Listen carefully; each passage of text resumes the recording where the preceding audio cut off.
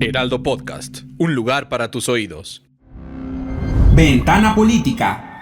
Bienvenidos a Ventana Política, el podcast donde echamos un vistazo a la actualidad política de México y el mundo. Yo soy Verónica Ortiz y en este episodio hablaremos sobre el panorama actual en Gaza, un conflicto que se ha salido ya de toda proporción y donde la paz parece alejarse cada día más. Para hablar de este tema, me acompaña el embajador Jorge Álvarez Fuentes, diplomático de carrera, académico, analista, columnista y un verdadero experto en Medio Oriente tras su paso como embajador de México ante Egipto o Líbano, concurrente con Qatar y Emiratos Árabes Unidos.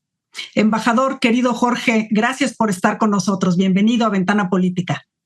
Muy contento de estar en Ventana Política y poder contribuir con algunos elementos de análisis a un escenario extremadamente grave y complejo.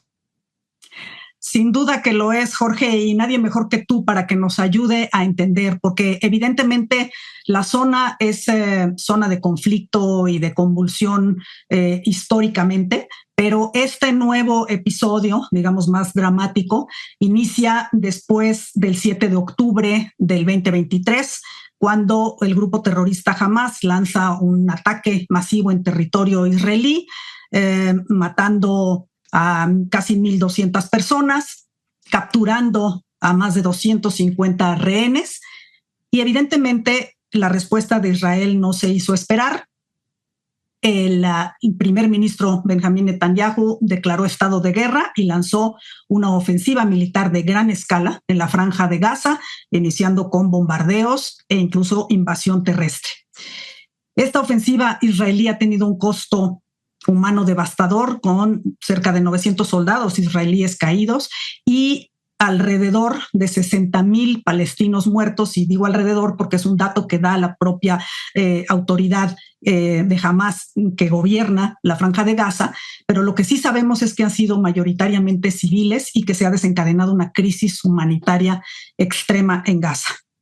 Mi primera pregunta es, ¿dónde estamos, Jorge? Y si ves alguna posibilidad de que las cosas, digamos, pinten hacia un posible cese al fuego que ha eludido el propio Benjamín Netanyahu, que se intentó en marzo, lo violó el propio primer ministro israelí y ahora da un plan o un proyecto con el cual estaría planteando finalmente el fin de esta guerra?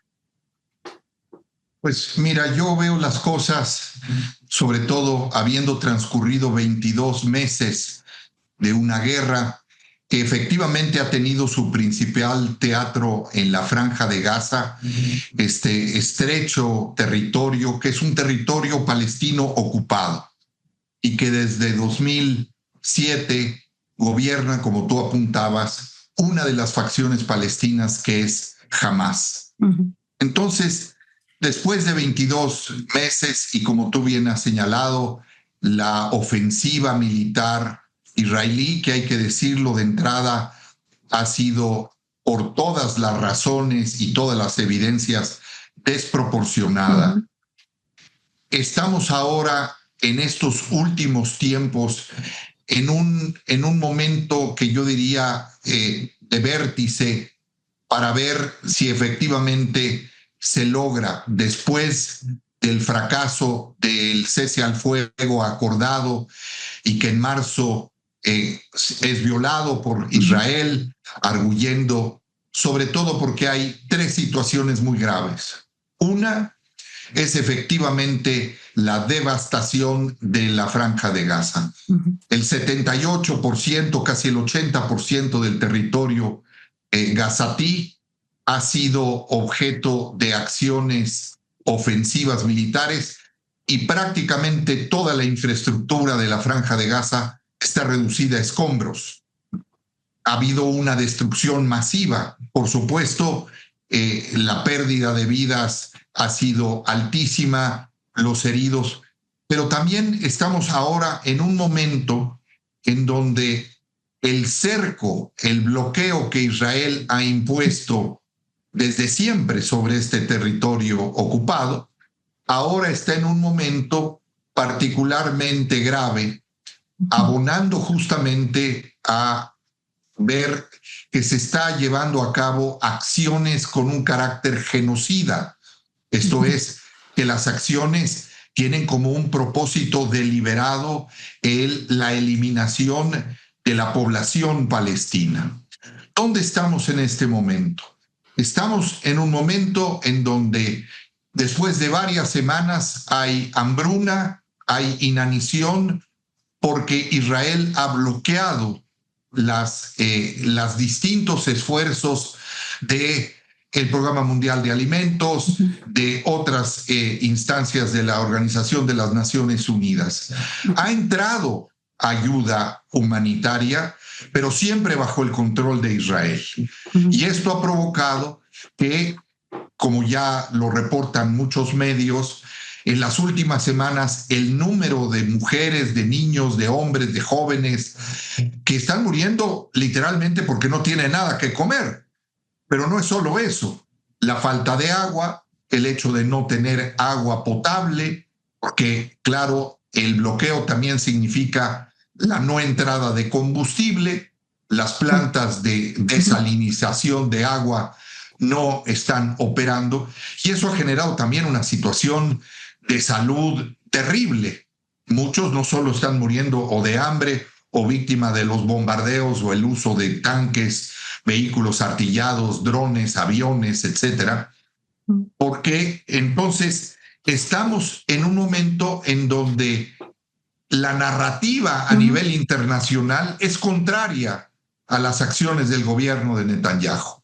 O sea, lo vemos en cientos de ciudades del mundo, lo vemos en eventos deportivos, en el mundo entero. El reclamo es basta, hay que parar esto que está ocurriendo, y que no solo se limita a Gaza, porque también ha tenido repercusiones en Cisjordania, en los territorios ocupados, y en donde tenemos además una situación en donde el gabinete de gobierno de Israel anuncia un plan para avanzar sobre la ciudad de Gaza, que es la ciudad más poblada, pero en donde ya se está produciendo un desplazamiento de decenas, otra vez cientos de miles de palestinos que por séptima o octava ocasión están siendo desplazados de manera forzosa. Esto es un crimen, esto es contrario al derecho internacional. Entonces, ¿cómo vislumbrar en este momento una posible salida? Yo creo que hay cuatro procesos que están teniendo lugar. Déjame nada más hacerte una pregunta justo antes digamos, de estos escenarios que tú ves, y también de preguntarte sobre las reacciones internacionales, es decir, cómo está viendo el mundo. Pero déjame nada más hacerte un cuestionamiento sobre la narrativa que tú dices, que me parece muy importante. Israel dice que, y hay que diferenciar, creo, también aquí el gobierno israelí, ¿no? Del pueblo israelí, pero el gobierno israelí lo que dice es, estamos perdiendo la narrativa, pero es que no están viendo el tema como es. Y en 2 puntos me centro. El Hamas y los movimientos terroristas buscan la eliminación de Israel. No nada más es un ataque, ¿no?, aislado, sino que ellos han explícitamente dicho que quieren acabar con, digamos, el Estado de Israel y con toda su población. Y el otro tema es que la crisis humanitaria está provocada por el propio Hamas. Y entonces el gobierno israelí dice, nosotros sí proveemos incluso alimentos vía aérea y demás, pero son los terroristas de Hamas que controlan la Gaza los que impiden el acceso de la gente, e incluso están provocando que mueran cuando van la gente a buscar desesperadamente estos alimentos. ¿Qué dices ante esto, Jorge? Ya, efectivamente, como siempre, la verdad es la primera víctima en una guerra. Claro. Y aquí no tenemos claro, efectivamente, y la narrativa que tú acabas de hacer referencia está ahí. Jamás es efectivamente el responsable de esos ataques del 7 de octubre, pero el Estado de Israel a través de su gobierno, que es un gobierno de extrema derecha, viene reafirmando, y ahora lo hace todavía con mayor intensidad, diciendo que la responsabilidad recae en Hamás. Porque el objetivo inicial, desde los primeros días de la ofensiva, a finales de octubre de 23, fue acabar con Hamás. Y eso no ha ocurrido. No ha ocurrido, ¿por qué? Porque Hamás ha logrado mantener una cierta capacidad ofensiva para lanzar algunos cohetes y resistir a una invasión terrestre con todo el poderío del ejército más poderoso del Medio Oriente. Sí. Entonces, el atribuirle a Hamás efectivamente señala que aquí las dos partes, Hamás y el gobierno de extrema derecha de Israel, que encabeza el primer ministro Netanyahu, están enfrascados en un callejón sin salida, porque ahora se dice, este plan permitirá la liberación de los rehenes. Sí. Y vemos a cientos de miles, no solo los familiares de los rehenes, decir, esta es su sentencia de muerte. Claro. No van a salir vivos los rehenes si se lleva a cabo, como ya se está llevando a cabo, un ataque frontal con todo el poderío sobre Gaza, sobre la ciudad de Gaza. Así es. Entonces, ¿cuáles son algunos de esos posibles escenarios? Y es, Israel va a seguir ese curso de acción si no hay una presión contundente y poderosa que tiene que venir no solo de la comunidad internacional, particularmente de los Estados Unidos. Y hasta ahora, lo que ha resultado es que Estados Unidos se ha vuelto un proxy de Israel. Entonces, mientras vemos las declaraciones del presidente Trump, si vemos también algunas de las acciones, porque yo pienso que siempre hay que valorar los hechos y no solo las palabras, y ver cuándo se corresponden, en este momento lo que vemos es que le están dejando a que Israel se encargue de la tarea de eliminar a Hamás. No la va a eliminar del todo porque Hamás también representa una visión de la resistencia armada y que, como tú bien decías, está centrada en la eliminación del Estado de Israel. Entonces, es entendible también la posición israelí. Sí. Pero por el otro lado, a nivel de la comunidad internacional, ¿por qué países como Canadá, Australia, Francia, Reino Unido y otros que tienen peso, están diciendo, en septiembre, en unos cuantos días, vamos a reconocer el Estado de Palestina, porque quieren frenar, porque quieren contrapesar lo que está pasando en Gaza?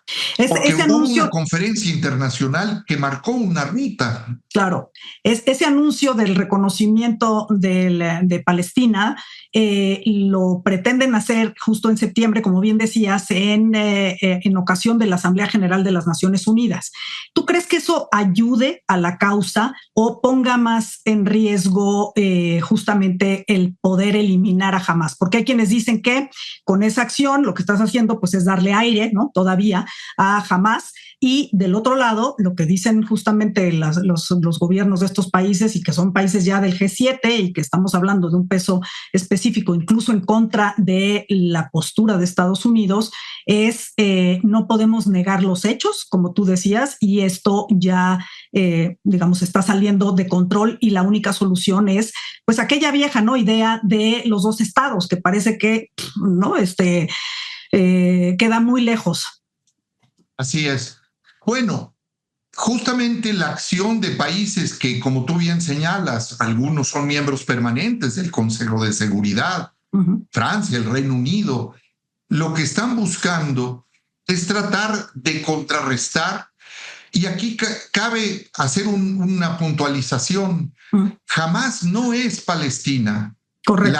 Hamás es una facción de Palestina que con su accionar y con su ataque terrorista está generando condiciones que son letales para el pueblo palestino. Exactamente. Entonces, en la conferencia de hace 20 días, convocada por Francia y Arabia Saudita, se planteó con toda claridad, no se trata de rescatar la vieja solución de dos estados. Es que si no hay dos estados, no vamos a encontrar una solución de paz jamás.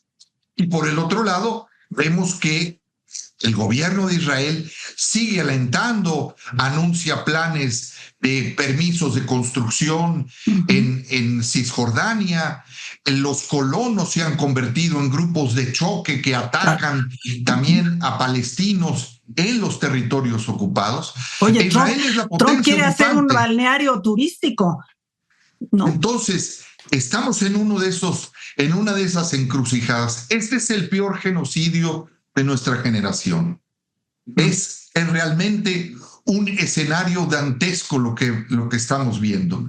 Entonces, el encontrar una vía, a lo mejor toma un cauce que es, hay una enorme presión al interior de Israel. El gobierno de Netanyahu, claro, está también víctima o rehén de al menos 2, si no es que 3 ministros de extrema derecha que amenazan con que el gobierno de coalición caiga. Pues a lo mejor lo que se necesita es que caiga el gobierno de Netanyahu, como también es necesario que jamás entregue a los rehenes sin condiciones. Eso se tiene que imponer. Se tiene que imponer con la presión internacional, y es también el papel de Arabia Saudita, de Qatar, de Emiratos, de Egipto, de Jordania, los que tienen elementos. Lo primero que tiene que pasar, Vero, es que tiene que haber un cese al fuego. No pueden seguir las hostilidades y el mundo ser un testigo mudo de lo que estamos viendo. Sí, totalmente. Y como dices tú, deben de regresar a los rehenes sin condicionamientos, para que este cese al fuego sea efectivo, y debe de, no sé si darse garantías para que la población civil pueda, ¿no?, de alguna manera simplemente sobrevivir, porque como bien decías tú, han sido continuamente desplazados, y cuando se les dice o se les advierte que va a haber una incursión terrestre y que se muevan, es que esta gente pues no tiene a dónde moverse, ¿no? Es decir, sí, los estados incluso aledaños dicen, oigan, o sea, no, porque no vamos, ¿no? Lo dijo Jordania, lo dijo Líbano, no podemos hacernos cargo de este problema, y no se ofrecen alternativas justo para la población civil, que hay que también distinguirla, como tú lo decías, de Hamás. Sí, es uno de los cursos de acción que pueden abrir justamente el camino hacia detener las hostilidades, es también que cese la idea de que los palestinos van a llevar a cabo una migración voluntaria. ¿A dónde se van a ir? Si no pueden ir en el enclave más que al sur, estamos volviendo a ver un posible escenario de campamentos, no, campos de concentración. Sí. Por el otro lado, lo que también tiene que haber es un entendimiento de que esta solución tiene que venir de los protagonistas, de los actores que tienen peso para lograr, entre otras cosas, que los derechos inalienables de los palestinos puedan efectivamente atenderse de la misma manera que tiene derecho Israel a defenderse. Claro. Pero la defensa de Israel no puede ser simplemente desproporcionada como la hemos visto hasta ahora. No, como bien dices, el derecho internacional prevé el uso proporcional, ¿no?, de la fuerza, evidentemente el derecho a defenderse de los países, pero justo lo que estamos viendo aquí es una absoluta desproporción. Y yo creo que la llave va prácticamente vinculada. Cese al fuego vinculado directamente y relacionado con la entrega de ayuda humanitaria masiva, porque de nada sirve en las condiciones actuales que entren 500 camiones con ayuda, no son suficientes. Hemos visto además que la ayuda ha sido militarizada. Se creó una fundación humanitaria de Gaza que puso en control al ejército de Israel de la ayuda humanitaria. Por eso algunos países han dicho, vamos a optar por lanzamiento de ayuda humanitaria desde el aire, aérea, en fin. Pero tiene que ir, o sea, el momento actual demanda salir del status quo. El status quo está probando ser criminal. Por supuesto. Las Naciones Unidas juegan un papel muy importante, pero también las Naciones Unidas han enfrentado una confrontación absoluta, muy grave con Israel. Sí, claro. Digo, el secretario general, persona non grata, miembros y trabajadores humanitarios que no han podido desarrollar. Y al mismo tiempo hay un cerco informativo. No sabemos bien a bien el asesinato, porque no se puede denominar de otra manera, la eliminación de periodistas de una cadena como Al Jazeera, claro, pues genera verdaderamente un electroshock en el mundo árabe, porque no sabemos a ciencia cierta qué está pasando ahí. Pero no solo ha sido justamente periodistas, han sido médicos, ¿no? De organizaciones de Médicos Sin Fronteras, han sido colaboradores de ONGs que llevan, ¿no? Ayuda, que llevan comida, ¿no? Hay una muy famosa de World Central Kitchen que ya van 2 veces que han matado a agentes que van en autos identificados de la ONG. O sea, me parece que eso también ya son hechos que no se pueden disputar.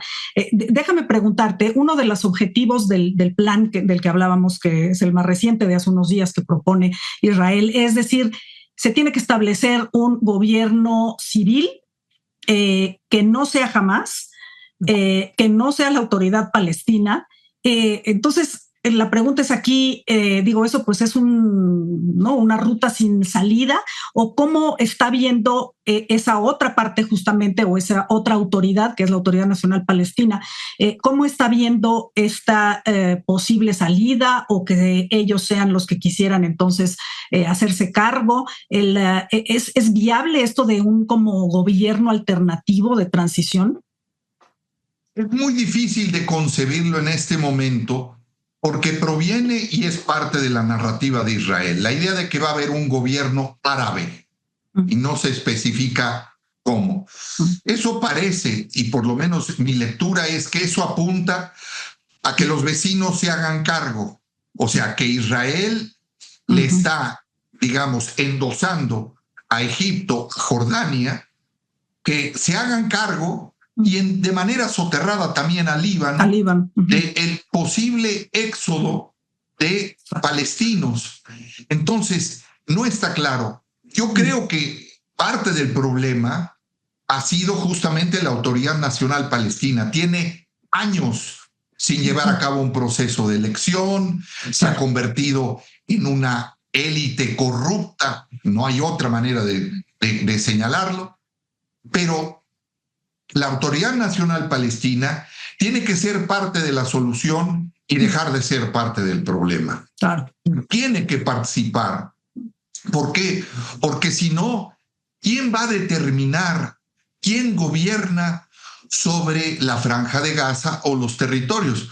Porque además esto está acabando en los hechos con las condiciones mínimas para un Estado de Palestina. O sea, está acabando con las condiciones de gobierno, está acabando con las condiciones del territorio. Del territorio, claro. Y está acabando con las condiciones de la población. Entonces, es muy difícil concebir en este momento. Sin embargo, la conferencia de hace 20 días, por eso planteaba hacia adelante. La Autoridad Nacional Palestina tiene que llevar a cabo una reforma rápida, eficaz, y tiene que participar para gobernar los territorios ocupados en la Franja de Gaza. Pero también tiene que haber, porque la Autoridad Nacional Palestina trabaja con Israel, lo viene haciendo hace décadas.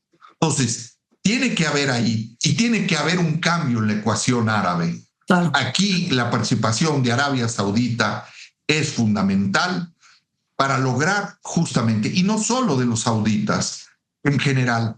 ¿Por qué? Porque estamos viendo prácticamente 70 y tantos años cómo se desvanece la posibilidad de una solución sustentable de futuro de un conflicto que ha implicado un enorme desgaste para el mundo entero. Claro. Y claro, tenemos en ese sentido que sumar nuestras voces.